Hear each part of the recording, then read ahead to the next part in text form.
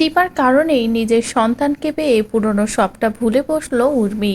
এমনকি দীপাকে কাছে টেনে নিয়ে দিদি বলে দীপাকে জড়িয়ে নিল, আর এটাই বলল, দিদি তুই চিন্তা করিস না, আজ আমি তোকে কথা দিচ্ছি, আমি তোর সংসার ফিরিয়ে দেব। মিশকাকে ফাঁদে ফেলে তোর আর দাদাইকে আমি এক করব। যে কথা শুনে তো দীপা ভীষণ খুশি হয়ে গেল যে উর্মি পাল্টে গিয়েছে। হ্যাঁ বন্ধুরা, অনুরাগের ছোঁয়ার আগামী পর্বগুলোতে আমরা ঠিক এমনটাই দেখতে চলেছি।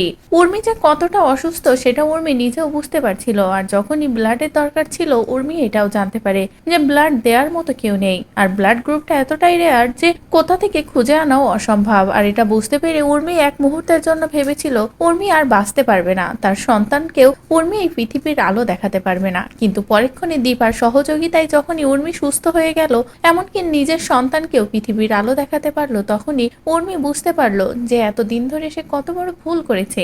দীপা সত্যিই তার ক্ষতি চায় না, দীপা ভালো চায়। আর যদি দীপা স্বার্থপর হতো তাহলে উর্মিকে শেষ করে দিয়ে সেনগুপ্ত বাড়িতে ঢুকতো, কিন্তু না, দীপা স্বার্থপর না হয়ে উল্টো উর্মির প্রাণ বাঁচালো, উর্মির সন্তানের চিন্তা করলো। আর এই সবটা ভেবে উর্মি বলে, না অনেক হয়েছে, এবার আমাকেও পাল্টাতে হবে। দিদি আমার জন্য যা যা করেছে তার রিটার্ন গিফট তো ওকে আমাকে দিতেই হবে। এবার আমি ওকে ওর সংসার ফিরিয়ে দেব, দাদাই আর ওর মধ্যে যত ভুল বোঝাবুঝি আছে সবটা মিটিয়ে দেব।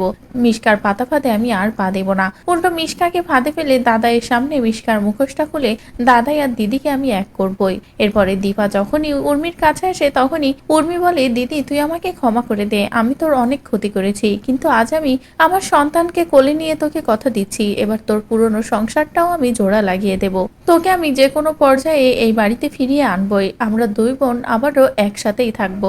যে কথা শুনে তো দীপা ভীষণ খুশি হয়ে যায় যে উর্মি এতটা পাল্টে গিয়েছে, এবার সত্যিই সবটা ঠিক হয়ে যাবে। তো বন্ধুরা, যেভাবে উর্মি পাল্টে যাচ্ছে, সত্যিই যদি উর্মি এবার নিজেই প্রতিজ্ঞা করে দীপা ও সূর্যকে এক করবে, মিশকাকে ফাঁদে ফেলে নিজের দিদির সংসারটা আবারও গুছিয়ে দেবে, তাহলে সেটা দেখতে তোমাদের ঠিক কেমন লাগবে কমেন্ট করে জানাও। পরবর্তী আপডেট পেতে চ্যানেলটি সাবস্ক্রাইব করো।